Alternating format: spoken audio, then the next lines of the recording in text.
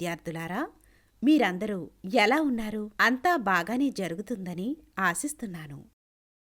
నేల వాతావరణాన్ని ప్రభావితం చేసే వివిధ అంశాలు, నేల కోత, అటవీ నిర్మూలన మరియు నేల కాలుష్యానికి గల కారణాలపై మీరందరూ అద్భుతమైన జ్ఞానాన్ని పొందారు.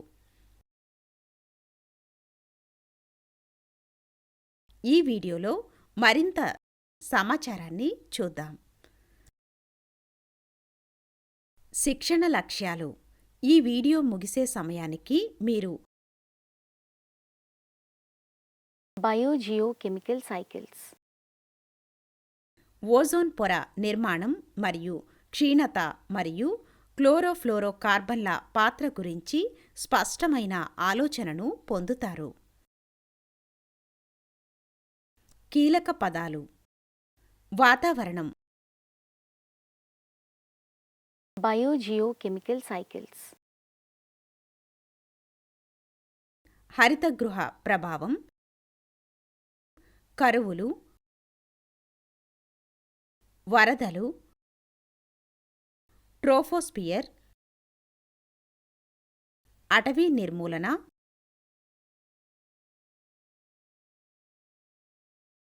పారిశ్రామికీకరణ, స్ట్రాటో ఆవరణ. పర్యావరణ వ్యవస్థలోని జీవులు ఒకదానితో ఒకటి మరియు వాటి జీవరహిత వాతావరణంతో సంకర్షణ చెంది పర్యావరణ విభాగాన్ని ఏర్పరుస్తాయి. పర్యావరణ వ్యవస్థలలోని వనరులు తమలో తాము పునరుత్పత్తి చేసుకుంటాయి. ప్రకృతి వివిధ రసాయన మూలకాలలో ఎక్కువ భాగాన్ని భౌతిక స్థితిలో నిల్వ చేస్తుంది. రసాయన రూపం మరియు చక్రంలో నిర్దిష్ట స్థానం.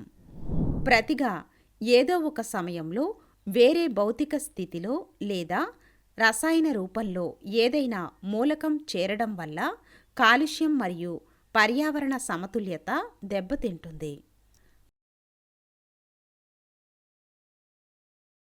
పర్యావరణం నుండి జీవులకు భూమిపై పోషకాల ప్రవాహాన్ని, జీవ కణానికి అవసరమైన మూలకాలు కలిగి ఉన్న కొన్ని ప్రకృతి చక్రాలను కొన్ని మార్గాల ద్వారా తిరిగి మనం తెలుసుకోవాలి మరియు దానిని బయోజియోకెమికల్ సైకిల్స్ అంటారు.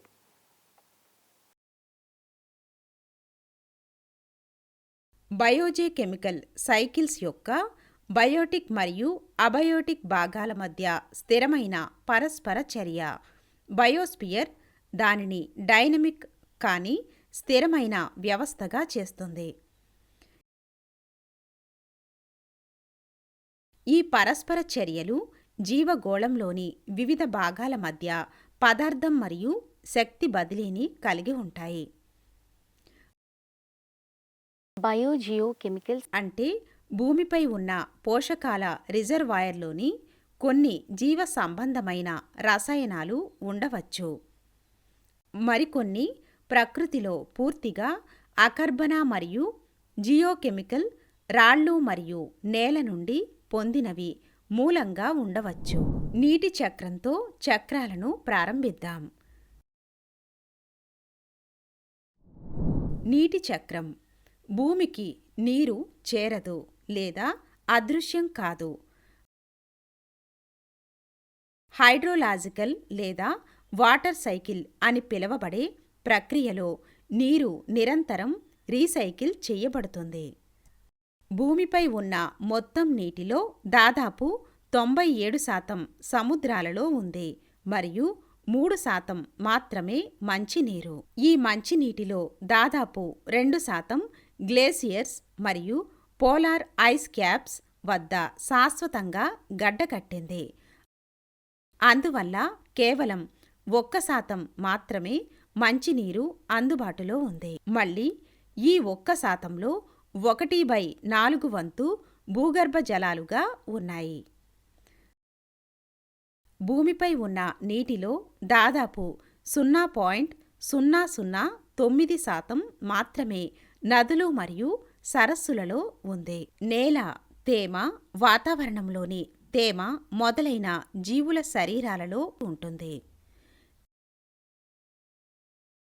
కిరణజన్య సంయోగ క్రియతో సహా అనేక జీవరసాయన విధానాలలో నీరు పాల్గొంటుంది. జీర్ణక్రియ మరియు సెల్యులార్ శ్వాసక్రియ. నీరు శరీరాన్ని కూడా హైడ్రేట్గా ఉంచుతుంది. ఇది అనేక జాతుల మొక్కలు, జంతువులు మరియు సూక్ష్మజీవులకు ఆవాసం మరియు ఇది జీవులు ఉపయోగించే పదార్థాల సైక్లింగ్లో పాల్గొంటుంది. నీరు ఆవిరైపోయి తిరిగి ఉపరితలంపై పడే ప్రక్రియ. నదులు, భూగర్భ జలాలు మొదలైన అనేక మార్గాల ద్వారా భూమి నుండి సముద్రం లేదా సముద్రాలలోకి ప్రవహించే వర్షం మరియు ఇతర రకాల అవపాతం వంటి భూమిని నీటి చక్రం అంటారు. భూమి మీద పడిన నీరంతా తిరిగి సముద్రంలోకి వెళ్ళదు. వాటిలో కొన్ని మట్టిలోకి పడి మంచినీటి భూగర్భ జలాశయంలో భాగమవుతాయి మరియు నీటి బుగ్గలుగా లేదా ఉపరితలంపై బావులు లేదా గొట్టపు బావులుగా కనిపిస్తాయి.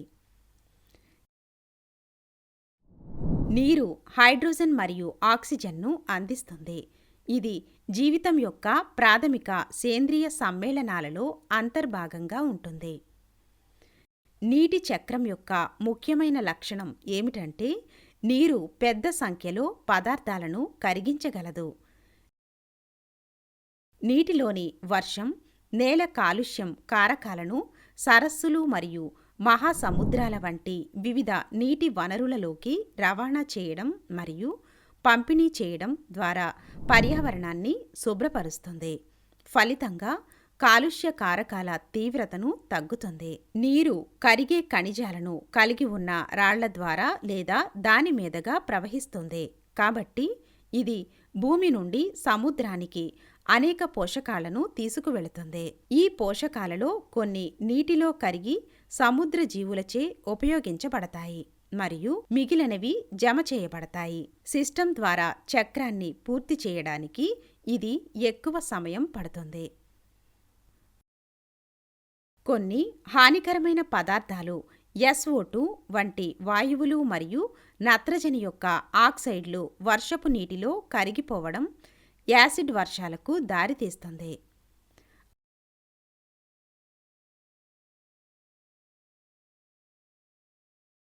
ఆక్సిజన్ చక్రం. ఆక్సిజన్ భూమిపై నైట్రోజన్ పక్కన సమృద్ధిగా ఉండే మూలకం. ఇది దాదాపు 21% వరకు వాతావరణంలో మూలక రూపంలో కనుగొనబడింది మరియు భూమి యొక్క క్రస్ట్లో మిశ్రమ రూపంలో మరియు గాలిలో కార్బన్ డయాక్సైడ్గా కూడా ఉంటుంది.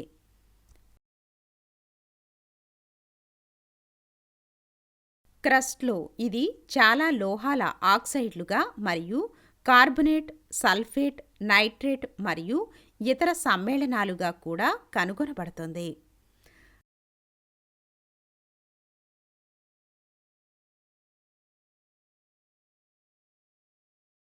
కార్బోహైడ్రేట్లు, ప్రోటీన్లు, న్యూక్లియిక్ ఆమ్లాలు మరియు కొవ్వులు లేదా లిపిడ్లు వంటి చాలా జీవ అణువులలో కూడా ఇది ఒక ముఖ్యమైన భాగం.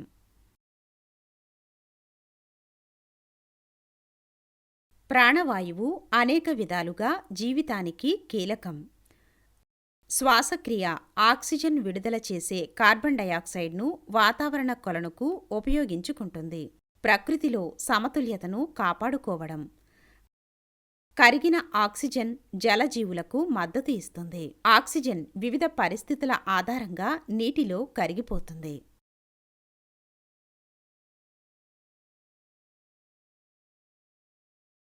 సేంద్రియ వ్యర్థాల కుళ్ళిపోవడానికి ఆక్సిజన్ అవసరం.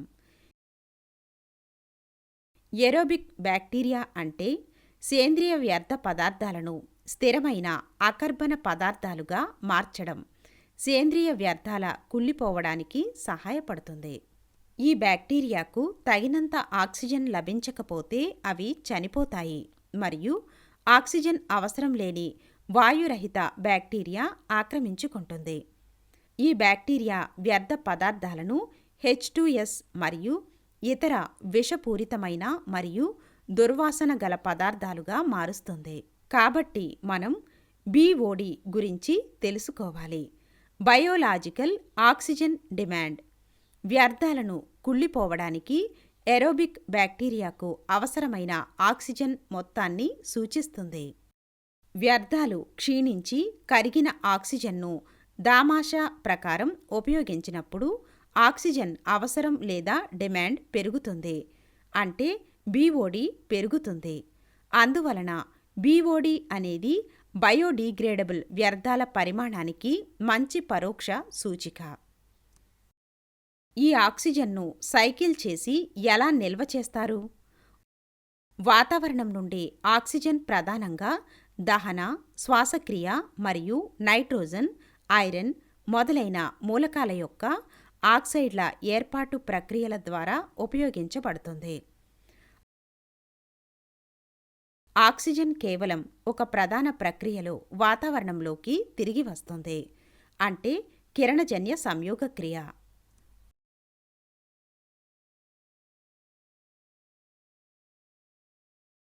ఓజోన్ పొర గురించి కొంత తెలుసుకుందాం. భూమి యొక్క వాతావరణం అనేక పొరలుగా విభజించబడింది. అత్యల్ప ప్రాంతం ట్రోపోస్ఫియర్ భూమి నుండి విస్తరించి ఉంది. దాదాపు 10 కిలోమీటర్ల ఎత్తులో ఉపరితలం దాదాపు అన్ని మానవ కార్యకలాపాలు ట్రోపోస్ఫియర్లో జరుగుతాయి.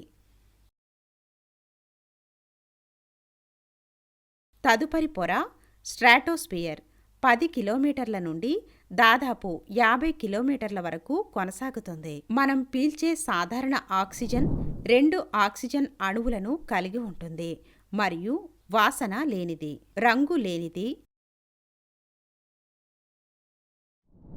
చాలా వాణిజ్య విమానాల ట్రాఫిక్ స్ట్రాటోస్ఫియర్ దిగువ భాగంలో జరుగుతుంది.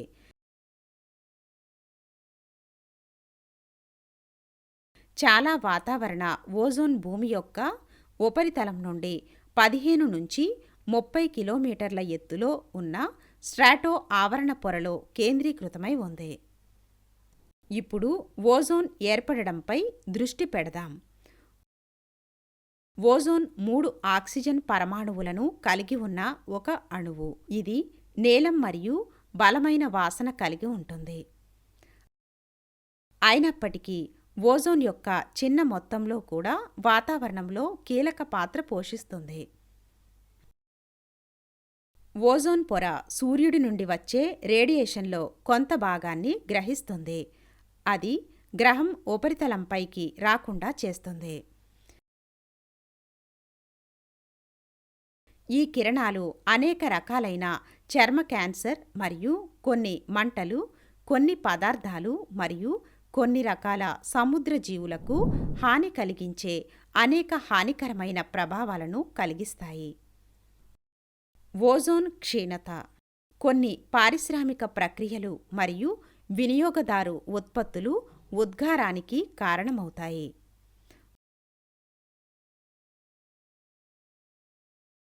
వాతావరణానికి ఓజోన్ క్షీణించే పదార్థాలు ఈ వాయువులు క్లోరిన్ మరియు ఫ్లోరిన్ అణువులను స్ట్రాటో ఆవరణలోకి తీసుకువస్తాయి. రసాయన చర్యలలో ఓజోన్ను నాశనం చేస్తాయి.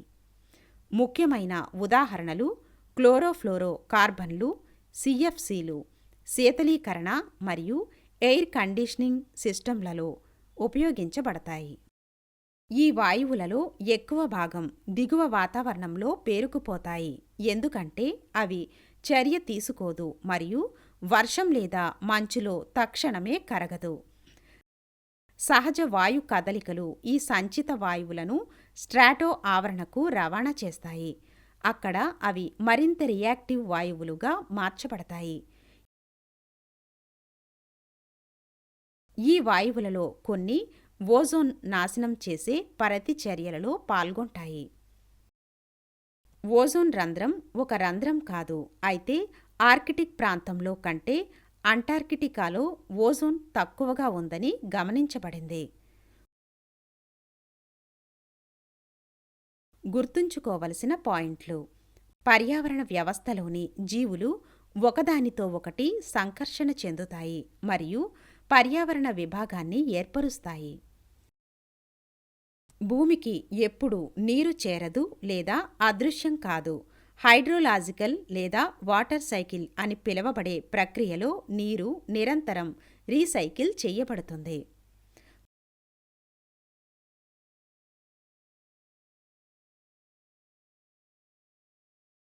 పర్యావరణాన్ని సహజంగా వేడెక్కించే ఈ దృగ్విషయాన్ని గ్రీన్ హౌస్ ప్రభావం అంటారు.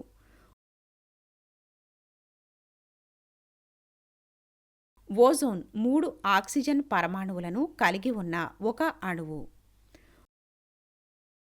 క్లోరోఫ్లోరో కార్బన్లను ఎక్కువగా ఉపయోగించడం వల్ల ఓజోన్ పొర దెబ్బతింటుంది.